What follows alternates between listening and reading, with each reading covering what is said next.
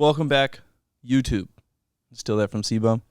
Now, realistically, it's been a couple weeks, busyness, and just we'll see how hard it is for me to knock the rest off because it's been a little bit. So, if you watch my last one, which I know that there's not a whole lot of you because this one did not get very many views, I checked. It's kind of cut in half, so if you want to get a little bit of like what I'm talking about and a little bit of review, at least go watch the chapter 8, which is like the shorter part of the last video. The last one is called Perspective.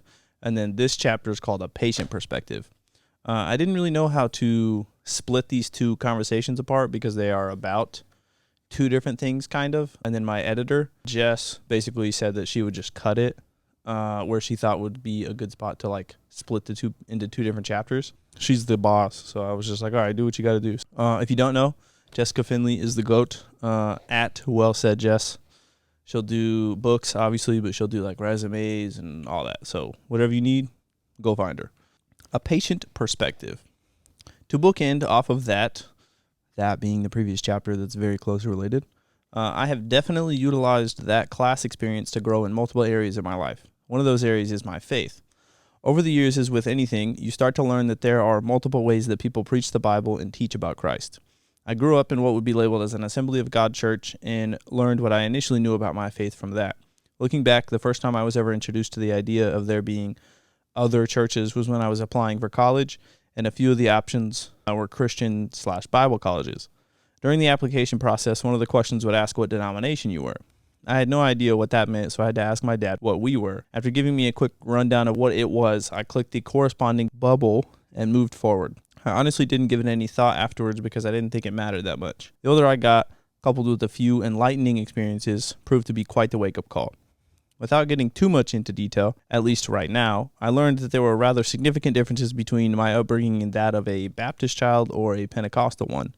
These days, the pastors I choose to listen to, the books I read, and the version of the Bible I often read have a lot to do with these experiences. Although they're all teaching the same premise of Christianity, they all do it differently. I usually enjoy listening to the sermons that go over the same verse or verses, but by different preachers. The points they make, their tone of voice, all of it, it teaches me, of course, but it really fascinates me and shows me how relevant the scripture is to other areas of my life. My favorite example of this is in the area of music. Nowadays, there are hundreds of different worship bands and millions of songs to listen to from multiple genres of music. Honestly, take your pick, and I'm sure you could find something. For myself, Christian rap is where I usually bring things up. A friend of mine who is strictly Baptist refuses to believe that Christian rap can do anything but pull us further away from God and potential relationship with Him. I see where that friend is coming from, but I have to beg to differ. Reason being, I feel as though using the exact opposite perspective, someone who is used to worldly music will be deterred from giving traditional gospel tracks and hymns a chance. It's different for them right off the bat, so they've already developed an opinion about it all before listening to the words. The beat itself is the source of attraction. The overall sound and having a sense of rhythm attached to it. To catch someone's curiosity and their true attention, you must come at them with something they know and are comfortable with. That way they will give it a chance. In anything, let alone trying to preach the love and life of Jesus, if people feel like you're trying to change them or pressure them into a different way of doing things, it's an automatic turnoff. Who are you to tell me anything about my life or what I'm doing right or wrong? You have to at least try to meet them in the middle. My next line of defense has to do with comprehension. If an individual can hear all the words you're saying about how they're a sinner and need to repent, here you mention this guy named Jesus a bunch of times but doesn't understand anything you're saying, you may as well be talking to a brick wall. Think of it this way. If I were to just show up and move into the heart of Mexico without learning any amount of Spanish, what would happen? I would see the road signs of grocery stores, hear everyone talking to me, etc., but none of it would matter. None of it would matter because I wouldn't be able to understand any of it. I didn't do my part in trying to learn any amount of Spanish to avoid that problem, and I would need someone to translate for me constantly. The same goes for preaching the gospel to anyone. If they don't understand or comprehend what you're saying, you are better off keeping your mouth closed. I know it's often more complicated than that, but these days you must start off simple and use more common language before you can get down and deep into the rest of it. I feel like it's necessary for those of us who truly want to do it right. That develops a great deal of patience so that people who don't necessarily agree can be heard on why they feel otherwise. I found that as I grow older, a decent amount of people have solid reasons for believing differently than I do. Their lives and experiences compared to mine are way different. Their perspectives could be a million miles away from where mine is. You have to be patient to take all of that into consideration. Towards the end of 2 Corinthians, Paul mentions a thorn in his flesh, but never explicitly says what exactly that thorn is, just that he's asked for the Lord to take it from him 3 separate times and it still has yet to leave him alone. Each of us have a thorn in our flesh. We all struggle with different things, and due to our personal perspectives, someone else's struggles may seem more or less harsh than our own. Patience and kindness go a long way. The way people react towards you and towards daily life in general has absolutely nothing to do with you. Remember that. That was kind of short. That was the chapter. Wow. I don't necessarily fully agree with all those words, and obviously I wrote them, so that's interesting. But if you never go back and look at some of your work, whether it be from school, writing, or whatever it may be, and you don't initially, like, whether you cringe at it, or like old Facebook statuses, obviously those always make everyone feel uncomfortable. So if you don't grow over time, obviously that means you're doing something wrong or you're not doing anything at all. So that's important. I don't necessarily disagree with that, obviously, because I wrote it. But like, for example, me and that individual don't necessarily talk anymore. And it's for a lot of those same reasons. Perfect example, Andy Mineo, me, Ryan, and Alex were just talking about him at work earlier. He has taught me a whole lot, and literally just by his music, whether it be the way he references certain like scripture, whether it be like just certain stories he tells, or even that he told his mom he's being bullied at school. And the first thing his mom told him to do was like, all right, make sure you know where he's going to be in the morning. And then we will go through like McDonald's drive-thru or something before school, and we'll make sure to get you food and we'll get him food as well. For the life of him, he could not understand why his mom wanted him to do that or even agree to do it. And basically his mom was trying to teach him through elementary levels of learning, obviously going back to like perspective and making sure people can understand it. That is essentially, vengeance is the Lord's, it's not yours. So if you treat your enemies a certain way, Lord will take care of it. I think it's, I don't know the exact terminology because there's like different ways to say it, but it essentially, you being nice to your enemy for absolutely no reason other than you know that vengeance is the Lord's, whatever they may be doing to you. It heaps coals on top of their head for, I think that's King James terminology. Obviously I've heard it a million times before, but it didn't really click until you have something like that. So without something like that, or without something you can understand in terminology that makes sense to you, never would have learned that story and actually remembered it, obviously. That is the main portion of that perspective chapter, is just making sure that you can teach someone in a way that they will understand it. So someone who grew up in church, how we would talk about biblical references or something would not be the same level or same even wording of the same topic if I were to talk about someone who did not grow up in church. It'd be different. We can move on. Chapter 10, this would be. It's called Rainy Days for multiple types of reasons. Before I start on my story/lesson for this one, I have to be honest. I am a huge fan of rainy weather and staying indoors when it's raining outside. I love the sound rain makes when it hits any surface, especially a tin roof or the side of a window. It's calming, and I consider it to be a solid white noise maker. Some of my best sleep has been while it's raining outside. Some of the best gaming days where my friends and I play Call of Duty for hours, or I play a single-player favorite, have been while it's raining outside. Now that I don't play video games much these days, my more common marathon activity usually consists of picking up a new book and reading through its entirety in a day or two. I enjoyed reading throughout elementary school, but grew out of the habit almost completely throughout high school and some of my early college days. In elementary school, I could knock out an entire Harry Potter book in a weekend, but in high school, you couldn't catch me reading anything longer than a 140-character tweet on Twitter. Nowadays, I choose to do a lot of self-education or learning on my own with my reading choices. I have tried going back to the fictional side of reading and have yet to stick to it for more than a day or two. I love rainy days the way I do because no matter what you choose to do, no one can make you feel like a lazy bum for being inside all day. It was soaking wet outside all day, so no one's going to try and tell you that you should have been outside enjoying the weather. You can curl up into a ball and take a nap, read a book, have a gaming or movie marathon, and no one can say a thing. Rain just smells good too. There are plenty of different types of rainy weather, and I don't usually try to relax while there's a hurricane going on outside. I prefer more than just a light sprinkle for sure, but I would rather avoid all the scary rain, just enough to hear it, but not so loud that it keeps me awake and or distracted. I know a lot of people prefer sunny days, snow, or the brisk feeling of fall. Each of us recharges in different ways and environments. I figured I would take this opportunity to talk about mine. Now, back to your regularly scheduled, somewhat educational programming. Bro, that is so cheesy. Ugh. I apologize in advance. Finishing up my workout the other day, I was listening to a song by a Christian rap artist I've listened to for a while now named Tripoli. The song was called Sweet Victory. For most people, common sense would hint at what the content of the song would be. A victory, right? Moral victories, physical, emotional, etc. And you would be correct. But those quote-unquote victories don't happen without some loss along the way. They don't mean nearly as much if you didn't have to work through something or overcome some sort of obstacle. There is a reason the perfect season in sports is so hard to achieve. Constantly staying on the track of winning is quite difficult. A million things are trying to stop you at all costs, at literally every turn. Injuries throughout the duration of the season to key players, opponents who study your game film to see where your weak points are, and then how they can use their own strengths to take advantage of said weak spots. Not to mention the usual wear and tear on your mental and physical state after repeatedly putting your body through all those practices, games, and traveling in between. Trip Lee struggles with chronic fatigue syndrome and has dealt with and pushed through it for a good amount of his adult life. The disease is pretty self-explanatory. You are literally exhausted all the time. Trip at one point was sleeping 18 hours a day and still not waking up feeling well rested.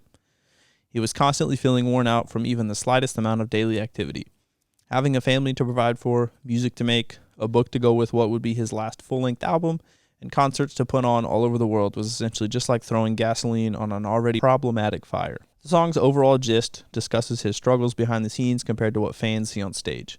How everything from the fans' perspective had him looking like he was on top of the world and living everyone else's dream of being rich and famous. When really, as soon as he finished up one show, he barely had enough energy to get on the plane or bus and head to the next one before collapsing into whatever he would be sitting in for the trip. No amount of coffee or energy drinks could help him while he was awake, and nothing could improve his sleep or where it actually provided him with the rest he needed. One particular lyric towards the end caught my ear and it hit me hard. Not sure why, because I had heard that song a million times before, but it was like those were the only words I was supposed to hear at that exact moment. These lyrics are, I hear you talking wins, but I see your losses. You celebrating crowns, but I see your crosses. One of my favorite passages in the Bible is in 2 Corinthians. Throughout chapter 12, Paul talks about how he must boast about visions and revelations that he has seen after being called up to the third heaven and having heard unspeakable words. But immediately after, he mentions that he doesn't want to say any more than necessary, being that any man thinks more of him than should be thought. In other words, he was trying to express his excitement without sounding too cocky. He does not want his fleshly ego to get in the way of what he's trying to say. Paul mentions a thorn in his flesh in the verses immediately following, which he has repeatedly asked the Lord to remove from him. But instead of granting Paul's more than reasonable request in verse 9, the Lord says, "My grace is sufficient for thee, for my strength is made perfect in weakness." Depending on who you ask, there is a lot of theological debate for what Paul's thorn actually is. In my semi-moderately educated opinion, it was not given a specific label so that we can appropriately place our lives parallel to Paul and see that we all suffer from our own fleshly thorns. Doesn't matter what it is, we all struggle with something, whether it be anxiety, depression, addiction, negativity, etc. If someone you know says they don't struggle with anything, lying to themselves and others is probably what they struggle with. And oftentimes we pray the exact same prayer that Paul did. Even Jesus did too. Lord, take this cup from me. And he does not. Luke chapter 22, verse 42 is where that comes from. The brick wall of emotion that hit me was because of another passage I heard while going through one of the most dramatic amount of change I had ever experienced in my life, most of it not being positive all at once. That passage was Daniel chapter 3, verses 17 and 18. If it be so, our God whom we serve is able to deliver us from the burning fiery furnace, and he will deliver us out of thine hand, O king. But if not, be it known unto thee, O king, that we will not serve thy gods nor worship the golden image which thou hast set up. This particular verse is by far the most gangster verse in the entire Bible, not spoken by Jesus himself. To kind of sum that up, basically they're in a fiery furnace and the king is trying to get them to worship either him or some sort of like graven like idol. And they say no, and even if God doesn't save them, they're not going to. So basically, even if he doesn't, that short little clip, absolutely gangster. So anyways, back to the actual words. About to be tied up and thrown into a literal furnace for not bowing to another king or any sort of graven image, these dudes refuse to give in. Even if he doesn't, is saying that even if the Lord does not save them, they still won't bow. Correlation being, even if he does not remove your thorn, you still have hope.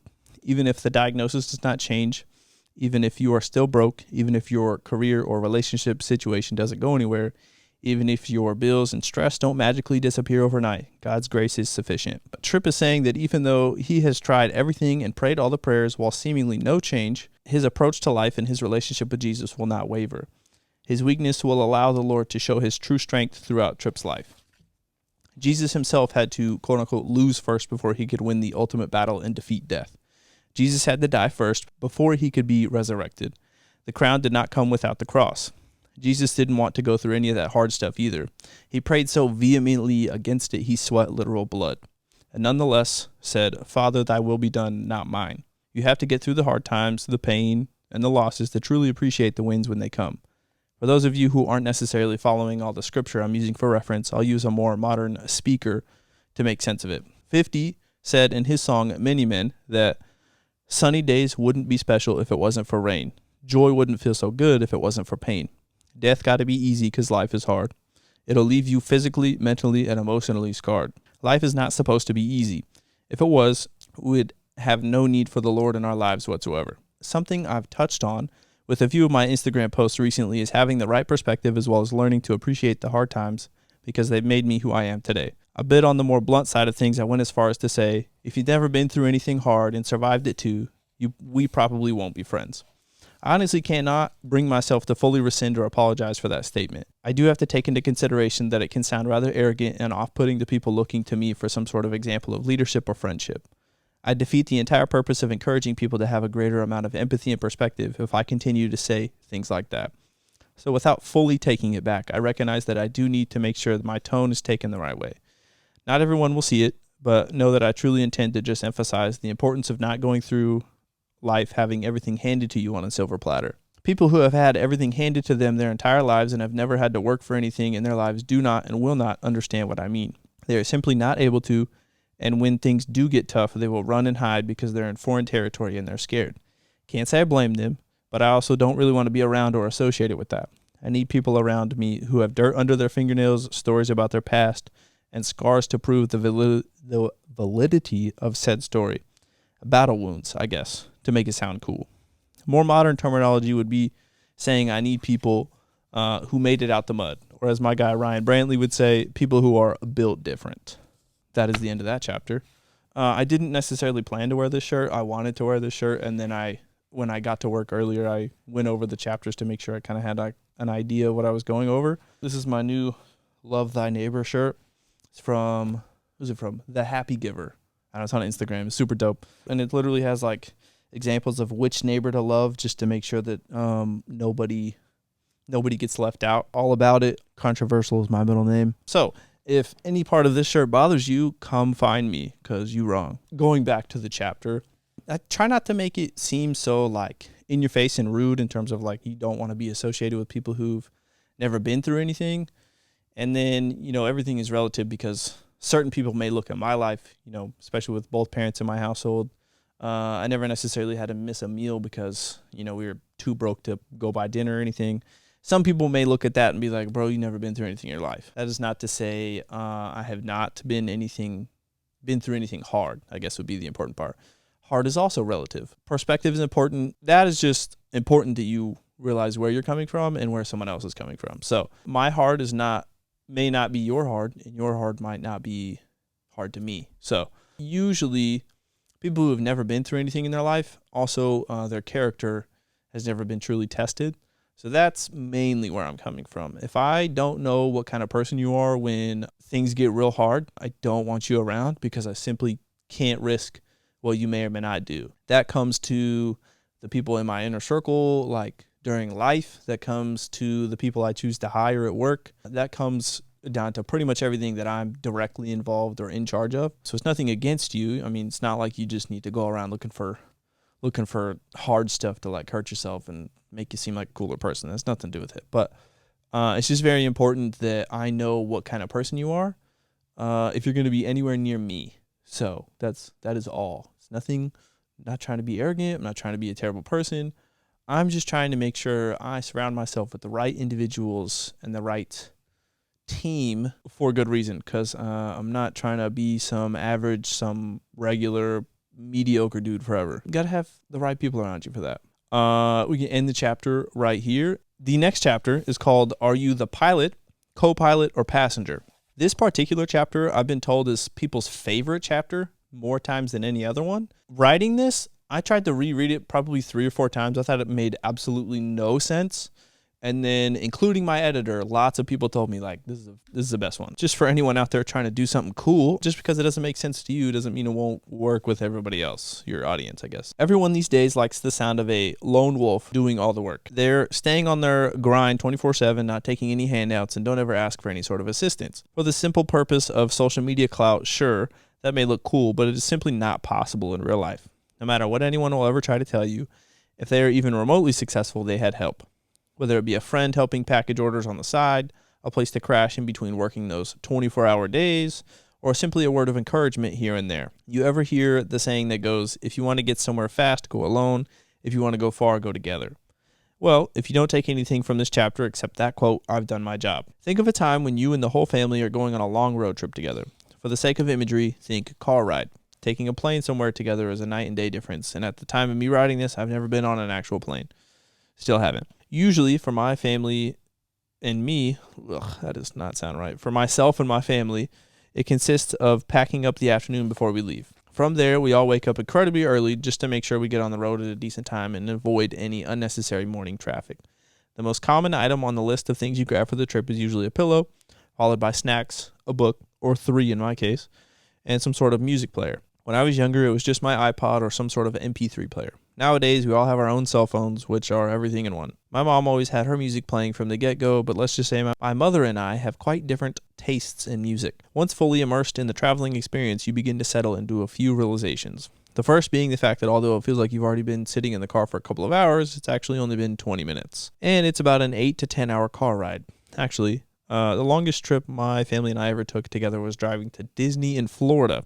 That was about 2 days worth of driving, equivalent to about 20 to 22 hours or so headed in the direction of our destination. Most often, though, our family road trips were never more than a day's worth of driving. Second thing that I realized, personally at least, is that I could handle being in the car without stopping for any such reason other than a quick bathroom break. As I grew older, I realized that my dad and I were in the same boat. My dad and I could have easily made that Disney trip in one day if it were up to us. Less need to stop, but also because we're both determined, stubborn, and would push to do so simply to see if we could. I've done so on occasion or two, physically forced myself through a long drive in one sitting, or at least with minimal restroom stops, just to see how far I could make it before I absolutely had to stop. Not to mention, everyone knows the game called Beat the GPS Estimated Time of Arrival at all costs. Even if it's by a minute or two, a W is still a W. Or to quote Dominic Toretto in the first Fast and Furious movie, winning is winning. Doesn't matter if it's by an inch or a mile. To win that game, the easiest way at least, is just to go faster than the posted speed limit the entire day. If the speed limit is 60, you can make up a decent amount of time by going 65 instead. Obviously, for it to mean anything other than just risking a speeding ticket, that small of a difference in overall speed would have to be done over a couple of hours. Leaning back to the lone wolf perspective, and although it sounds cool when you're finally prepared and you make things into more of a game, making that long of a drive by yourself can be hazardous in a few ways. One big way being if something happens to you as the sole passenger and driver. No one can make sure you stay awake once you're in the later hours of the evening. Even if you only drift off for a moment, catastrophe can happen in that single moment. Another possibility would be something like forgetting your wallet or your card not working whilst trying to pay for gas. Or if you go get a flat tire and are unsure of how to change the flat and replace it with a spare donut tire. While not all are completely life-threatening or even frequent occurrences, being alone through minor setbacks can make things seem more problematic than they really are. Small jumps in cortisol throughout your day can unknowingly compound, and sometimes quicker than we realize. Without going too much into detail, at least for this particular moment, I'll add that your overall stress tolerance will depend on you as the individual. I consider myself to be a pretty patient and mild-mannered person, for the most part, but everyone has their days, as well as their own limits. Having at least one other passenger along for the ride makes a world of difference. A quote-unquote co-pilot, as I like to call them. Yes, you now have to consider a second person's needs for breaks and food, but it balances back out with the fact that they can pick up your slack. They can choose the music, be on the lookout for future rest stops, restaurants, and the next exit. A second pair of eyes after a long day of driving can be the difference between getting off at the right moment and having to drive an extra 30 minutes to circle back to the exit you missed. 15 more minutes until the next exit and 15 minutes to retrace your steps back to where you first made your mistake. That means that for 30 minutes you literally made no progress. Along our own pathways through life, some days we can certainly handle being the sole passenger in our vehicle. It's easier, quicker, and actually quite impossible to continue in certain areas when you have too many extra people with you. As I've grown older, I have realized that the days of driving solo are fewer and farther between, for the most part at least. While only 25 at the time of me writing this, I know quite well that life down here on Earth is not all sunshine and rainbows. To paraphrase, one of the greatest Rocky Balboa speeches, and maybe even just motivational speeches in general, "The world is a mean and nasty place. It will beat you to your knees and keep you there permanently if you let it." When I first heard that speech, I got the goosebumps you always get when you first hear something inspirational. That was about it, though, as I forgot all the speech once the movie finished playing. Little clips like that just don't hit you the same until you can truly relate to them in your own life. As with anything, of course. We all need passengers in our cars. Even if the number of passengers changes as the seasons of life change, or if the passengers themselves change, you still need at least an extra co-pilot to make sure you're staying on the road, in between the lines of your specific lane. Someone who makes sure that you aren't going too far, too fast, or too slow, who looks out for possible exits and necessary detours to avoid certain roadblocks. Sometimes it's as simple as someone being next to you to enjoy the ride, not telling you what to do, not telling you to slow down, speed up, or turn the music down. Maybe you just need someone to roll the windows down with and stick your hand out to feel the wind rush by you with. Balance is a bit of a cringeworthy word these days because most people who try to use it usually use it in the absolute worst way, in my opinion. Usually it comes from a lazy person or someone who lacks initiative. For this case, with the car analogy I've been using, you need balance. You have to have people who will blast the music with the windows rolled down, but you also must have those people who tell you when to listen up and pay more attention to what's in front of you.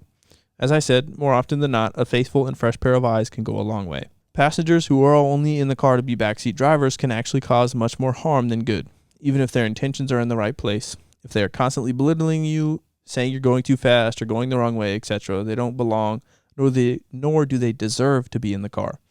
Some of these decisions can be hard. At times, it can be easier to just turn the music up to try and drown out their voice than it would be to just pull over and politely ask them to exit the vehicle. And I know that asking them to just move to a seat farther away causes even more problems than having them completely exit the vehicle.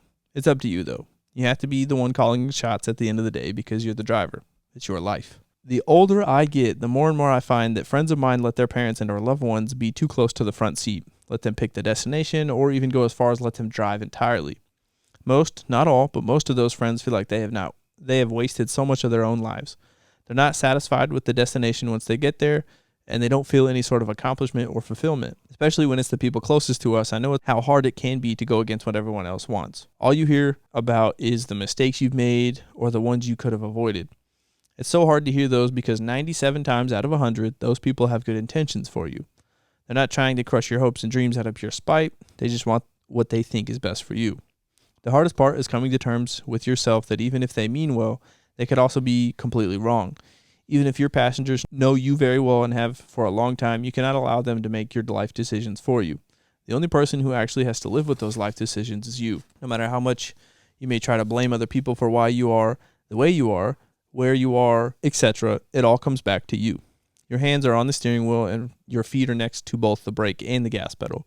You can always ask for advice, but in the end, you have to decide when it's time to slow down, when to floor it, and when to change lanes or get off the road completely. After making decisions like that, I can tell you from a personal experience, the road is going to get a little bumpy, maybe even a lot bumpy. There might be some roadblocks that spring up, some speed traps, potholes, all of it. Although none of that sounds like any fun, I promise you with everything that I have, it is way better to deal with those problems than trying to fit into a lane in life that you know you don't want to be in. The biggest thing you get from the majority of all this nonsense is experience. I didn't know how to change a tire until it became necessary to learn how. Now that I've experienced a flat myself, as well as fixing it on my own, I'm not afraid of it happening to me again because I know how to do it. I know how to handle the situation. It certainly isn't convenient, but I know what to do when it happens. Same thing goes for life experiences. You don't just grow up already knowing how to properly handle and save your money. Most often you learn what not to do with it first. And usually when you learn that way, it's by learning the hard way, which in my case took me a few tries to be honest. But we're here and we are doing much better now, of course. You can hear your parents tell you, do this with your money, and definitely don't do this with your money. Your entire young adult life, but until you make some of your own money and have full control over what you can and cannot do with it, you won't know. Usually for most people, it isn't a matter of knowing what to do with their money. It's most often whether we listen to our gut feeling or our inner voice telling us where we should put each dollar. We usually always know. It's just a matter of listening or giving into the temptation. Like I said, some people just have to learn the hard way before it truly sticks. Trekking back into the car seat of life, I wanted to end with the importance of having passengers even when we do make all of our own choices. Having a co-pilot next to us while we make an ill-advised lane change, speed dangerously, or make a wrong turn after wrong turn can go one of two ways. I want to focus on the more positive side since I've already been over the bad side. More importantly, having the right passengers even when the driving is bad. When weather is nasty out and your windshield wipers are barely making any difference, good passengers are very important. The people who stick with you through all of it are the ones you have to make sure to keep around. It's really easy to be along for the ride when the playlist is perfect and the sun is shining. Once the rain starts falling and the signal goes out on the music, some passengers may choose to tuck and roll out of the car rather than stick by your side through it all. You have to be careful when determining who is who in that area, and then unfortunately not forgetting who chose to tuck and roll once the weather finally does clear back up.